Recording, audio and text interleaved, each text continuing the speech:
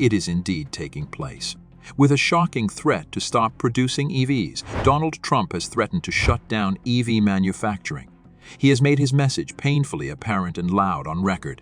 EVs are destroying middle-class lives. Gas-powered vehicles shouldn't be destroyed. Keep China from destroying our economy. Should Trump defeat Biden once again, he will promptly declare a significant overhaul of the car sector that will save the average citizen thousands of dollars while making all electric vehicle manufacturers weep.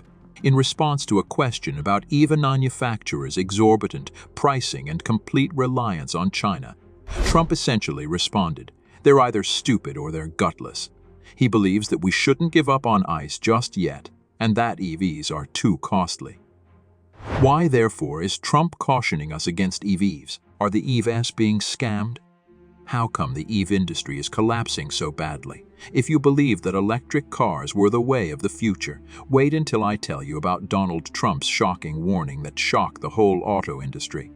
Now that Trump is in the news once again, EVs are the main topic of discussion. He's revved up and threatening to quickly cease what he terms the exorbitant manufacture of EVs if he wins the next election. This isn't simply a spontaneous comment, it's an outright declaration of war on all electric vehicle manufacturers with far-reaching consequences. Why do you inquire? He believes they are a complete hoax and that they are wrecking America. He said that because of Biden's absurd restrictions, electric vehicles would eliminate over half of us auto employment and completely destroy the suppliers they have already destroyed. That is quite a claim just now. Here's where we set the stage. The automotive capital of the United States is Michigan, where we are located. Here, automobiles are more than simply means of transportation. They're a way of life. People will thus pay attention when Trump speaks about electric vehicles when he visits the area. And at the Republican Party dinner in Oakland County, they did, never one to mince words. Trump said that Biden's absurd EV rules would do more harm than merely annoyance to people. They will eliminate employment. He said, "We're talking about over half of us auto jobs." That's significant, particularly in a state like Michigan, where the production of automobiles is essentially the main driver of the state's economy. Trump is addressing some legitimate problems here, not simply speculating. Incentives from Biden's climate bill are propelling the electric vehicle industry's growth in Michigan. Well-known companies like Ford and General Motors are investing billions of dollars to establish EV manufacturing facilities in the state.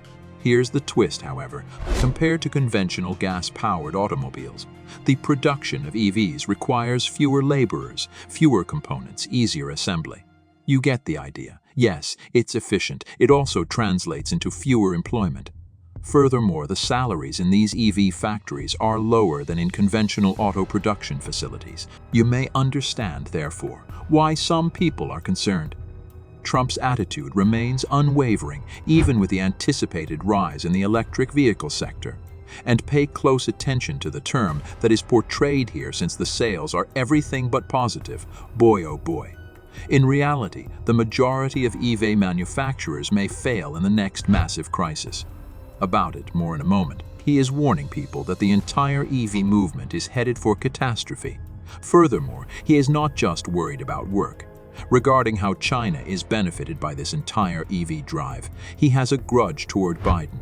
See, China controls a significant portion of the market for essential minerals needed in electric vehicle batteries. Trump's claim, Biden's policies are essentially giving China the keys to the kingdom of electric vehicles. Not only are vehicles at issue in this discussion, but employment, the economy, and national pride are as well. Here, Trump is appealing to some very real worries. Information on the future of a sector that has long been the backbone of American manufacturing. In his vision of the future, jobs are being lost. Michigan's status as the auto industry's undisputed leader is in jeopardy, and China is gaining ground on the United States in the fight to dominate the EV market.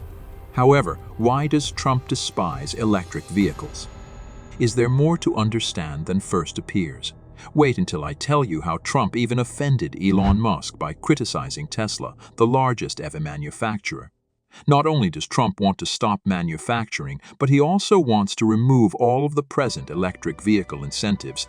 He believes that political leaders need to let the public make the decision to purchase electric vehicles rather than pressuring them to do so. Automakers like Ford and GM used to provide up to $7,500 in tax refunds to get people to purchase their electric vehicles. However, since the market has emerged, they have begun to charge exorbitant fees for their vehicles. Trump's scheme, refocusing on gas-powered vehicles and hybrids, is his goal.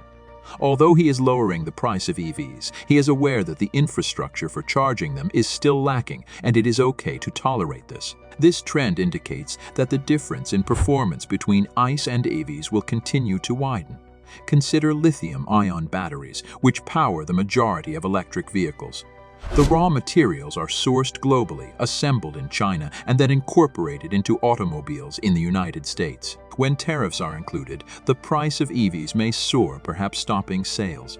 With the important swing state of Michigan in his sights, Trump is criticizing the electric vehicle EV sector and pushing for more use of EVs. Trump makes a strong call to action. If you vote for Trump, I'll put an end to this chaos right now.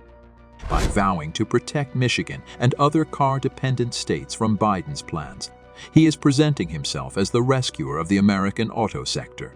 Musk, whose Tesla leads the U.S. EV market, has changed political parties and is now in support of Florida Governor Ron DeSantis over President Trump's sway over the... When Musk openly encouraged Trump to hang up his hat and sail into the sunset, thereby cutting off any support for Trump's potential political future, the tensions reached a breaking point. This isn't simply a personal feud, it's a clash of titanic proportions and a momentous change in the commercial and political environment. Trump's criticism of electric vehicles, EVs, particularly Tesla, directly contradicts Musk's commercial objectives and increasing influence among Republicans. You recall the EV market that I mentioned earlier. Now that it's here, purchasing an NEV might really save you hundreds of dollars.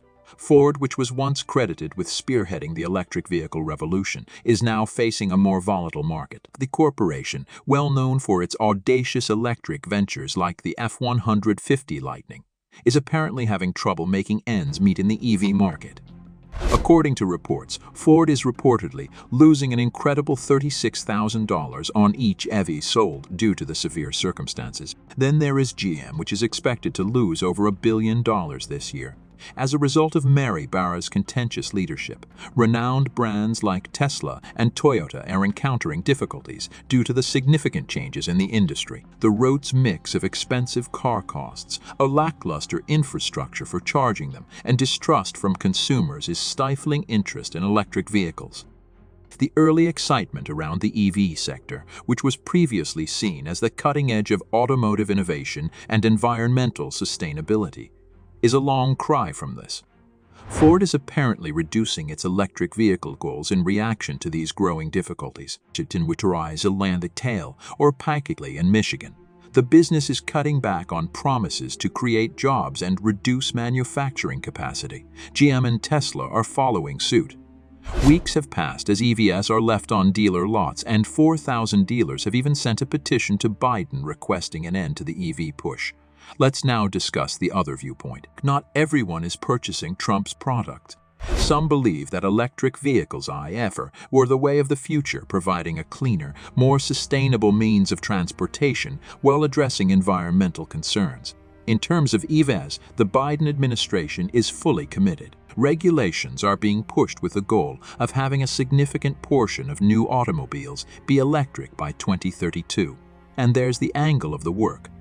True, the nature of auto employment is changing, but there are also new possibilities being created by the EV sector. Here, we're talking about billion-dollar investments with new plants and facilities springing up everywhere. What does this leave us with then? It's a traditional political confrontation, yes. There are many, like Trump and his team, who caution against fully committing to electric vehicles. Our concerns include employment, the effect on the economy, and falling behind China. The Biden administration and EV aficionados, on the other hand, believe that electric vehicles are the cleanest, most efficient, and most promising vehicle of the future. This is a dispute including politics, economics, technology, and plain old-fashioned disagreements. And this is a discussion that will surely become hotter as the 2024 presidential contest approaches. Do EVs benefit middle-class consumers? Tell me in the comments section below. Joe Biden's recent anti-China EV edict really took the EV industry by surprise. If you haven't heard about it yet, watch our most recent video here. It's already causing quite a stir within the electric vehicle market.